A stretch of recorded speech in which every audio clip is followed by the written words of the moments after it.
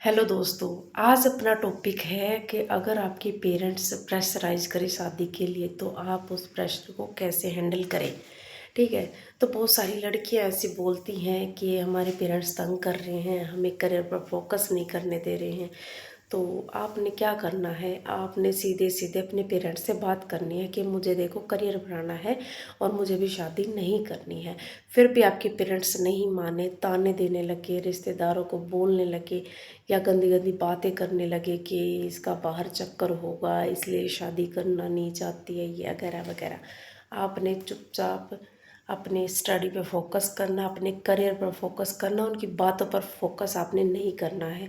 अगर उनकी बातों पर फोकस करोगे तो आप कुछ नहीं बन पाओगे और आपके माइंड में स्ट्रेस चला जाएगा इस चीज़ का। आपने हो सके तो एक पीजी ले लीजिए और बाहर जॉब ट्राई कीजिए, प्राइवेट जॉब। अगर आप अपने पैरों पे खड़े रहेंगे तो आपके घर वाले भी आपकी पैसे की हेल्प नहीं करेंगे, तब भी आप अपनी स्टडी कंटिन्यू रख पाएंगे। क्योंकि अगर आप इंडिपेंडेंट हो जाती हैं तो आपको फिर उनके बारे में सोचने की ज़रूरत नहीं रहती है और जब आप कामयाब हो जाओगे तो सभी वाह वाह करेंगे। लेकिन ये तो प्रॉब्लम हर किसी को फेस करनी पड़ती है, हर लड़की की यही प्रॉब्लम है कि शादी का प्रेशर घर वाले डाल रहे हैं 20s में और आप शादी अभी नहीं करना चाहते हैं। पेरेंट्स भी कई बार घबरा जाते हैं कि कहीं मेरे बच्ची का कहीं पे अफेयर ना चल रहा हो, गलत लाइन ना चूज कर रखी हो, इसलिए शादी के लिए मना कर रही हो। ठीक है, तो आपने बिल्कुल नहीं घबराना है, बिल्कुल कुछ भी नहीं सोचना है। सिर्फ आपने अपने करियर के ऊपर फोकस करना है, भूल जाना है सारी बातें। भूल जाना है कि देखो आपके पेरेंट्स आपको गंदी बातें बोल रहे हैं, परेशान कर रहे हैं शादी के लिए। और कई पेरेंट्स तो जलील भी करते हैं बुरी तरह से। और वो आपके पेरेंट्स होने का हक भी ऐसे गवा देते हैं क्योंकि आपके पेरेंट्स की जो इज्जत आपकी नज़र में है और वो आपको बुरा बोल रहे हैं तो आपकी नज़र से वो गिर जाते हैं और आपकी नज़र में उनकी कोई मतलब जो वैल्यू होती है, जो पेरेंट्स की हम देवता समान समझते हैं, वो थोड़ी सी कम हो जाती है क्योंकि वो आपको बड़ा भला बुरा बोल रहे हैं, लेकिन वो भी सही बोल रहे हैं क्योंकि टाइम बहुत ख़राब है।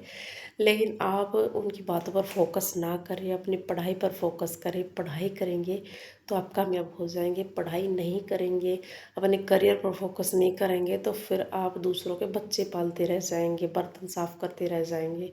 लड़कियों की यही लाइफ होती शादी के बाद। आपने बर्तन झाड़ू पोछा करना है और फिर भी आपको ताने मिलेंगे साथ में। दो रोटी की कीमत आपको ताने सुन के गालियाँ खाकर चुकानी पड़ती है। इससे अच्छा आप अपने करियर पर फोकस करें। घर वालों को मनाएं, ना माने तो भी जिद करके आप बाहर पीजी वीजी ले लीजिए, एक प्राइवेट जॉब करें। ठीक है, और इससे आप धीरे धीरे धीरे धीरे आपके घर वाले भी मान जाएंगे। शुरुआत में होती है, सबको प्रॉब्लम होती है, लेकिन जब पेरेंट्स सीख समझ जाते हैं कि मेरी बेटी शादी नहीं करना चाहती तो धीरे धीरे टाइम लगता है, वो भी समझ जाएंगे।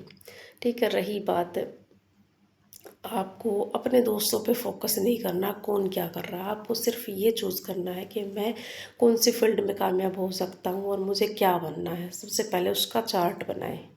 एक चार्ट लें, चार्ट लेके आपने चार्ट के ऊपर बड़े बड़े अक्षरों में लिख देना है कि मेरा फोकस ये है और फिर नीचे छोटे छोटे शॉर्ट लिखना है कि आज मैंने ये टॉपिक करना है, कल मैंने ये टॉपिक करना है।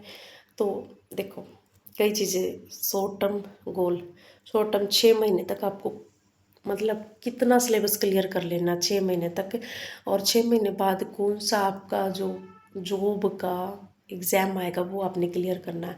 फिर आपने थोड़ा सा लॉन्ग टर्म लिखना है, शॉर्ट टर्म मीडियम टर्म बोलेंगे इसको, मीडियम मिडल के बीच में, मतलब 1 साल में आपने क्या हासिल करने लेना है। फिर लॉन्ग टर्म आपका कि आने वाले 5 साल में आपको क्या चाहिए अपने करियर से। तो इस पे फोकस करोगे ना तो जल्दी कामयाब हो जाओगे। अगर आप चार्ट ही नहीं लिखोगे, चार्ट नहीं लगाओगे, अपने दीवारों पे चार्ट लगा दो, चार्ट लगाओगे कि देखो जी मुझे ये चाहिए, तो उसको फोकस आपका दिमाग रह रह के अपने रूम पे सिर्फ उसी पर जाएगा कि हाँ, अगर आपको डॉक्टर बनना है तो डॉक्टर पे फोकस करो, आपको इंस्पेक्टर बनना है तो इंस्पेक्टर वाले उस पर फोकस करो। और 1 साल से 1 साल तक, 1 साल 2 साल 3 साल जितने भी आपके एग्ज़ाम आते जाए, अपने सब को क्लियर करते चलना है, तब जाके आपको अच्छी सी जॉब मिलेगी, आपकी सूटेबल जो आपको चाहिए।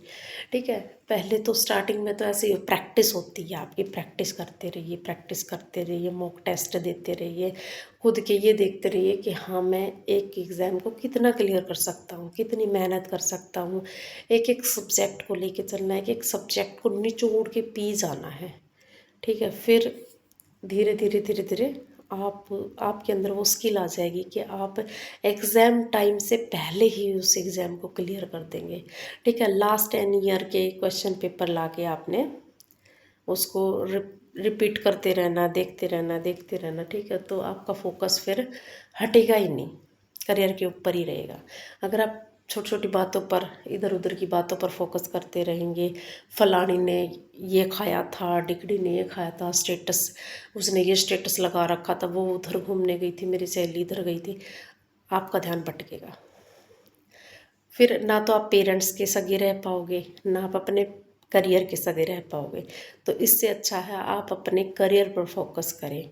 करियर पर फोकस करेंगे तो कुछ भी ऐसा नहीं होगा जो आप सोच रहे हैं।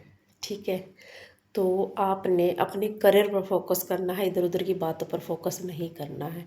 ठीक है, पेरेंट्स भी आपके धीरे धीरे समझ जाएंगे इस चीज़ को, और फिर आप अपना करियर सेट करने के बाद शादी कर लीजिए, क्या बुरी बात है शादी भी, और अच्छे पार्टनर के साथ कीजिएगा, क्योंकि एक गलत पार्टनर आपकी ज़िंदगी को नरक बना सकता है, जीते जी नरक।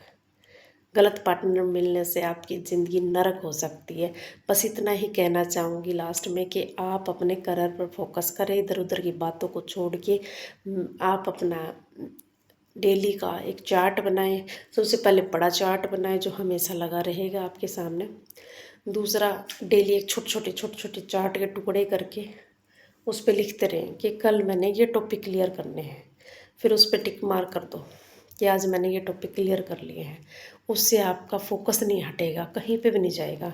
स्टेटस चेक करना, ठीक है, स्टोरी देखना, स्टेटस देखना, रील्स देखना, स्क्रॉल करना, ये सब बिल्कुल आपको साइड कर देना है। सिर्फ आपने अपनी कोचिंग पे, अपने करियर पर, इस पे फोकस करना है। ओके जी, अगर आपको मेरी जो न्यू क्रिएटर हूँ मैं, ठीक है, और जो बातें आपको मेरी बुरी लग रही हैं, जो आपको मेरी बातें अच्छी नहीं लग रही हैं, या कोई ऐसी चीज़ें जो मुझे एडिट करनी चाहिए, तो आप मुझे कमेंट में बोल सकते हैं। हेल्पिंग वीडियो लगी तो आप चैनल को सब्सक्राइब कर सकते हैं, ठीक है, और लाइक कमेंट कर सकते हैं। ओके जी, थैंक यू।